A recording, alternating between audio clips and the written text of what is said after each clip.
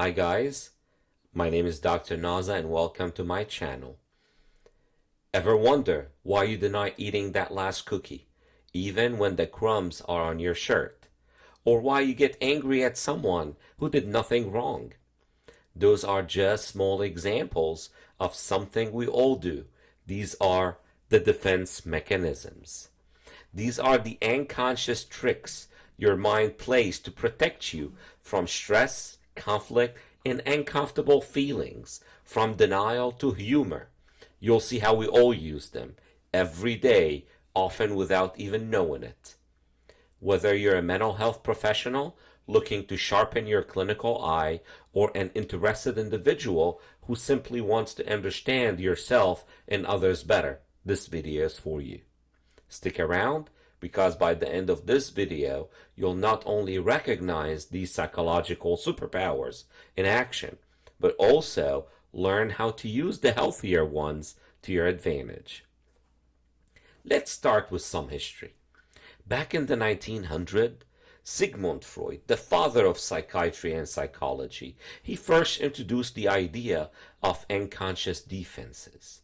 He described them as ways the mind keeps anxiety at bay, like repression, when you repress previous memories and you remove them from your conscious mind. In 1936, his daughter, Anna Freud, classified them in her book, The Ego and the Mechanism of Defense, adding lots of flavors to her father's work. She is the master of ego psychology. And in 1977, a psychiatrist by the name of George Vaillant organized them into hierarchy, from primitive to mature, to help us see which defenses are healthy and which might cause problems. So let's break them down. So really, we have major categories for these defenses. 1, primitive or narcissistic defenses. 2, immature defenses. 3, neurotic defenses. And 4, mature defenses. So we're going to start with the primitive or narcissistic defenses. These are the earliest, most basic psychological defense mechanisms we use to protect ourselves from anxiety, shame, or perceived threat. They are called primitive because they develop very early in childhood and reflect a less mature way of coping, often distorting reality rather than integrating it. And this is where the problem. So really, these defense mechanisms are going to distort reality. They're not going to help anyone. They won't help the individual. They won't help the society. They are commonly seen in personality disorder, especially borderline personality disorder and narcissistic personality disorder. This is when adults are stuck in the childhood primitive defenses. Remember, in the previous videos, we talked about lots of psychosocial and psychosexual development according to lots of psychiatrists and psychologists. And we say that most of them would say that we have stages that people should go through to get to the next stage from childhood to adult life. If they are stuck in one of these stages, they will be suffering forever with whatever's going on in that stage. So we have lots of people who are stuck in their childhood stages that would actually have them use these defense mechanisms, the immature defense mechanism or the primitive defense mechanism, narcissistic defense mechanism forever. So they are commonly seen in personality disorders, but we also see them in people who are stuck in childhood primitive defenses.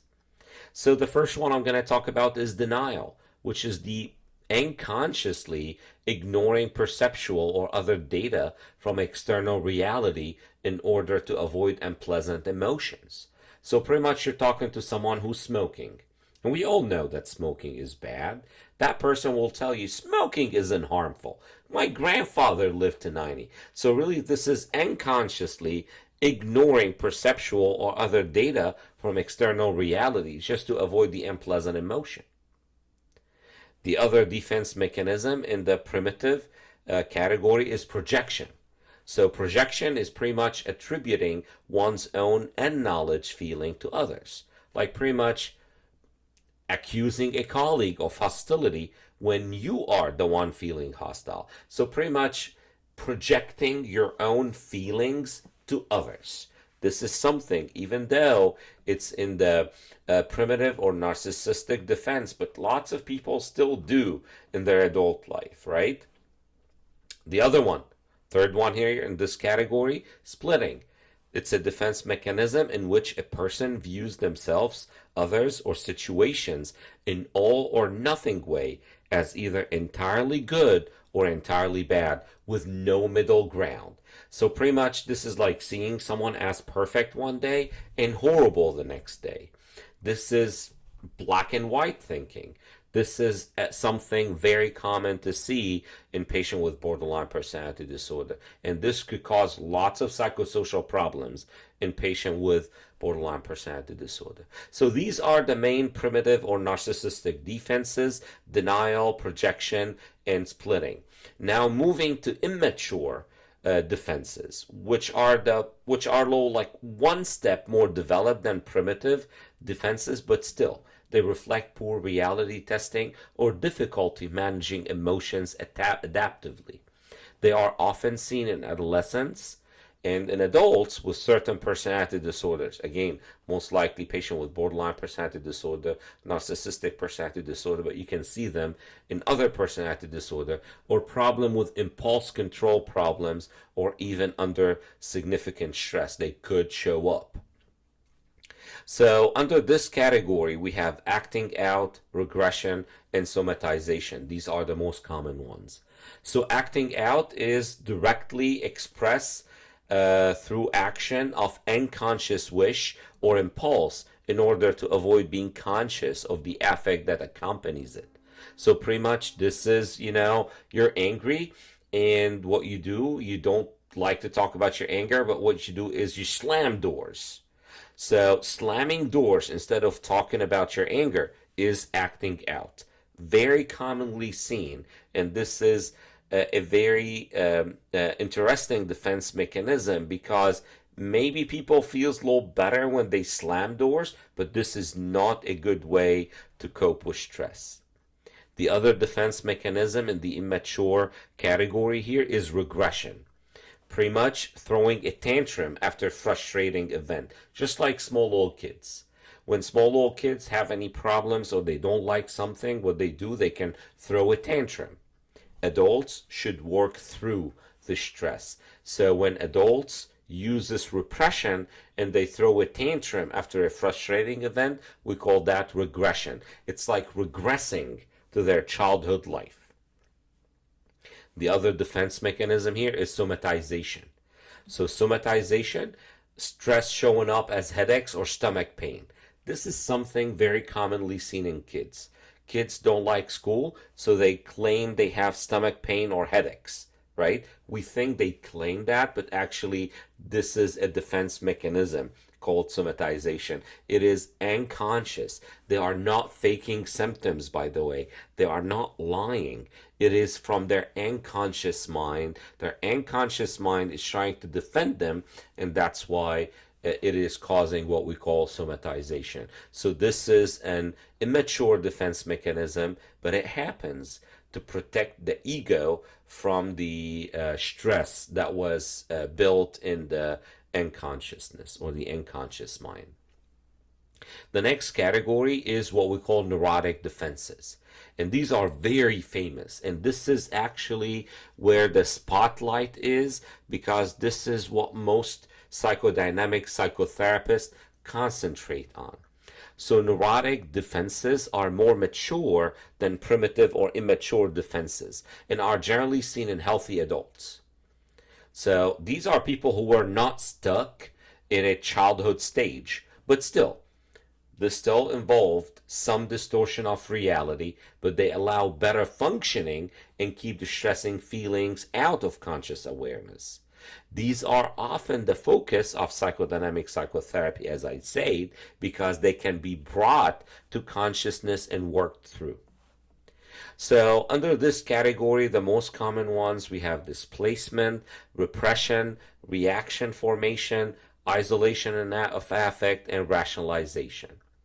The first one I'm going to talk about today is displacement. So displacement is the reflection of feelings from source of those feelings toward a relatively less cared for object or less threatening object. So pretty much someone who was yelled at by his boss will go home and they displace that into their partners, their wife, their significant other, or even their kids.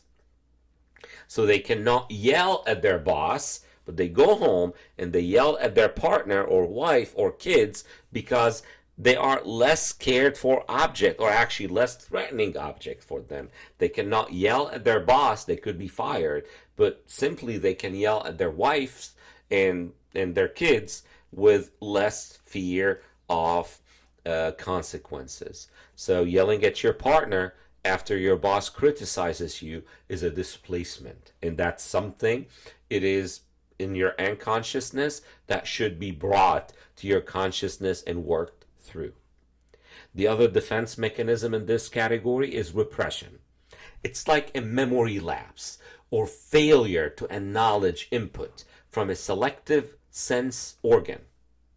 So pretty much that's like forgetting a traumatic memory.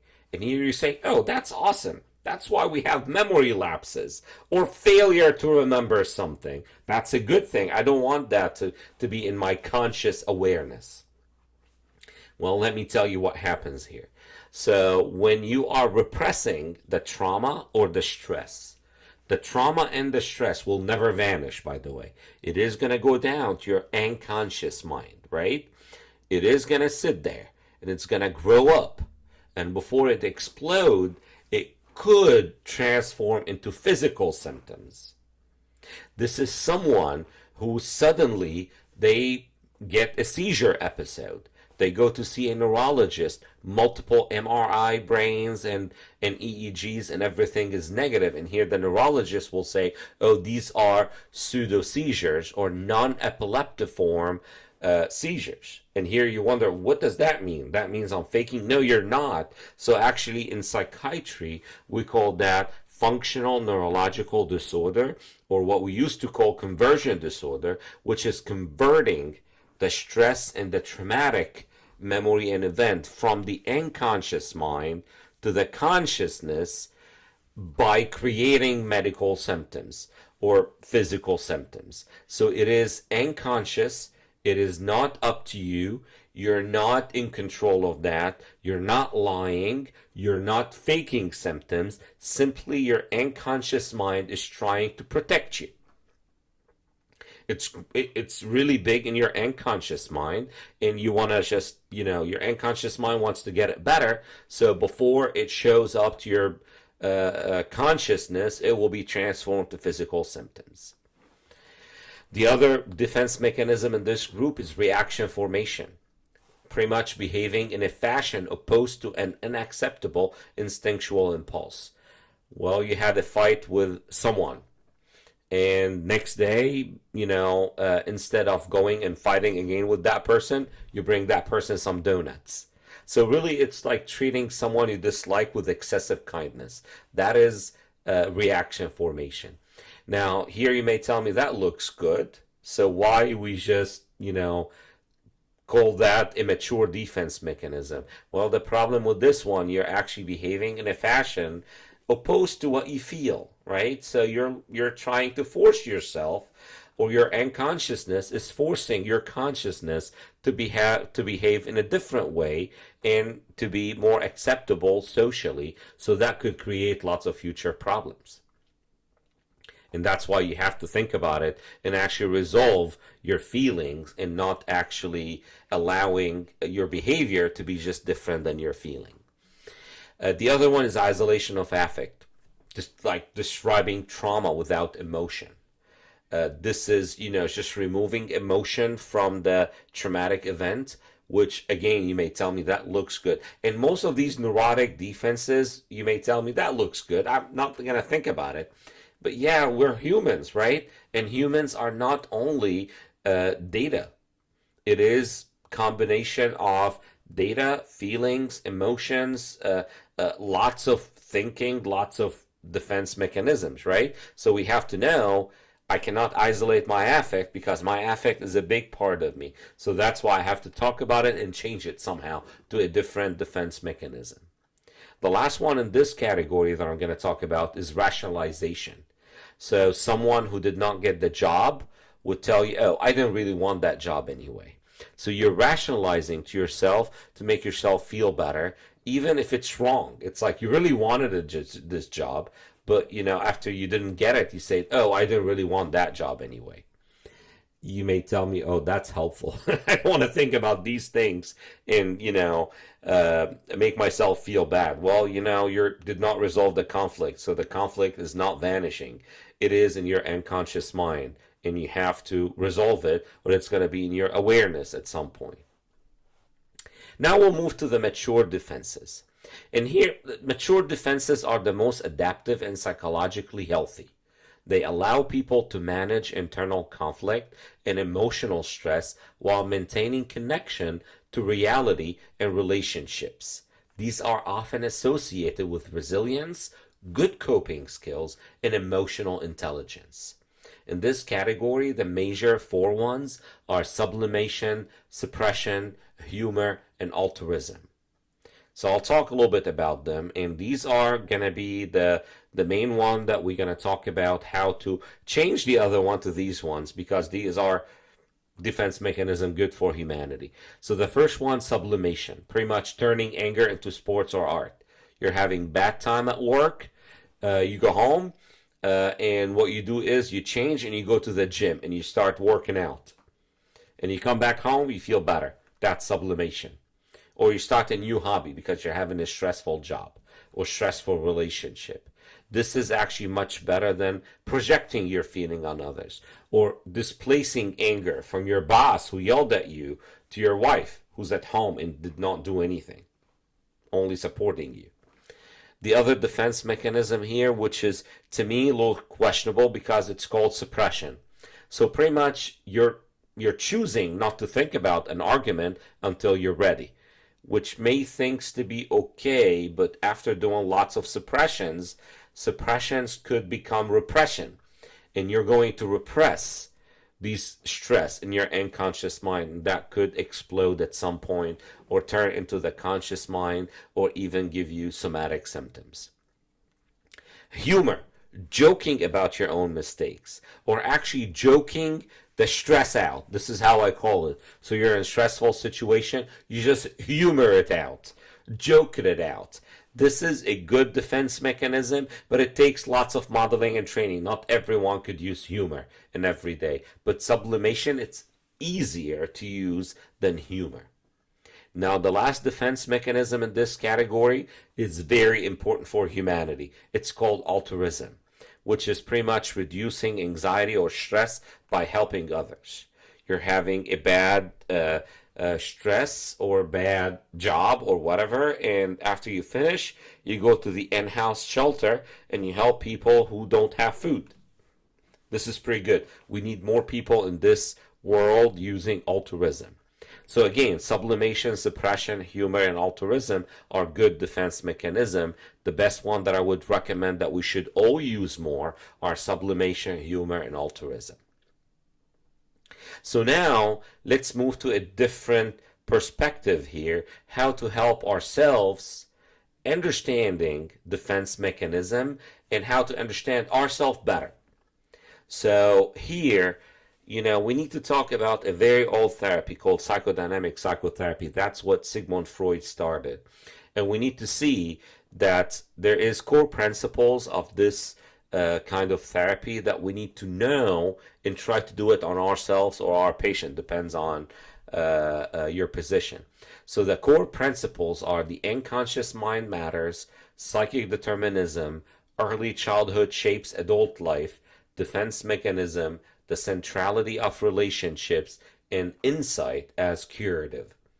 So the first one is the unconscious mind matter. Don't say my unconscious is underneath the surface. I don't see it. I don't feel it. I don't hear it. It doesn't matter. No, it's the opposite. It is there. It is you. It is going to show up. It is going to make you suffer. So you have to understand this fact. that when things are in your unconscious mind, they matter, and your unconscious mind matters. And you always have to talk about, oh, what happened to me before that I don't think about, that it's in my unconscious mind. Talk about your childhood events, all the things that happened to you that made you feel bad, and you forgot about it because you repressed it, right? When you repress things, they don't vanish. They go to your unconscious mind. The second one is psychic determinism. Nothing is truly random. We talked about that in previous videos. So slips of the tongue, dreams, even accidents can reveal unconscious wishes. So you need to be very careful and know anything I'm doing has a base in my unconsciousness, and I need to know what is this base. That will help you understand yourself better and understand your life better. Early childhood shapes adult life. Don't say, oh, forget about my childhood. No. How we relate to caregivers forms templates for adults' relationships. What happened in childhood is going to affect my life as an adult. Trauma, neglect, early loss leave lasting unconscious imprints. So we need to really know that and say, okay, I'm not going to leave my childhood aside and think about the future only. We're going to think about the future, but you have to resolve the matters in the childhood first. Then understand your defense mechanism. The ego uses defenses like repression, denial, projection to manage anxiety and conflict. Therapy, whether it's done by a professional or if you sit down every day, by the end of the day, you walk through your day, you walk about your you walk inside your maladaptive defenses and you work through them and you try or decide to make better defenses next day, you're actually coaching yourself to do better. The centrality of relationships. Human development and psychopathology are deeply rooted in relationships. The therapeutic relationship itself becomes a key vehicle for changes. Insight as curative. Gaining awareness of unconscious motives, conflict, and pattern fosters symptom relief and personality growth. So here's the good news. You can work with this knowledge. Notice what you feel and ask why now. Connect it to your past experiences. Identify which defense mechanism you're using. Swap unhealthy defenses for healthier ones, like sublimation, humor, or altruism. And if it feels too hard to do alone, that's where therapy can help. And remember, you can be your own therapist. But if you feel stuck, professional help can guide you. Now we're going to show videos about several defense mechanisms. Try to guess them, and at the end of the short video, we'll mention what kind was that.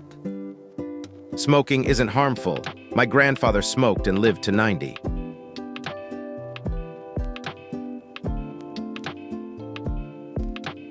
I know you think I am hostile. You are the hostile's one and not me.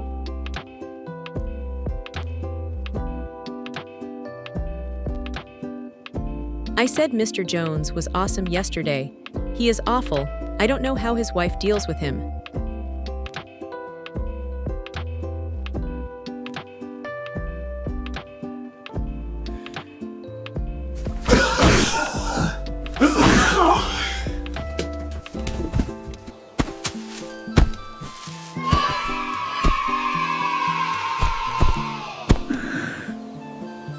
I have a legitimate belly pain, and you are telling me that everything is negative.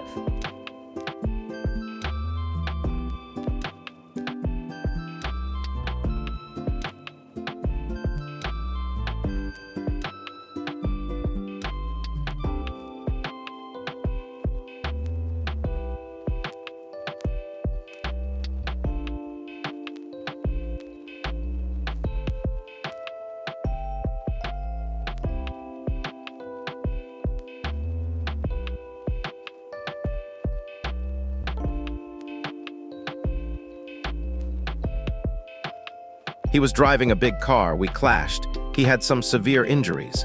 He has broken bones and he may not be able to walk again. I failed at this task. I did not do my job well anyway.